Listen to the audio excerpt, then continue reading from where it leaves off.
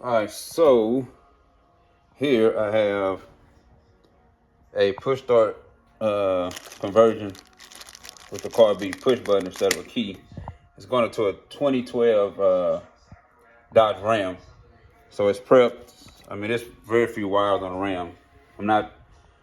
They're not wanting to alarm them. They just want to convert over to push start so that they don't have to use a key. The ignitions on those are horrible. Everything will come on that truck, but you can't start it. So this will be the solution to that. This is the wire I'm going to send him so he can do it. And then this is the push start here. I'll be just say, you can find it on Amazon.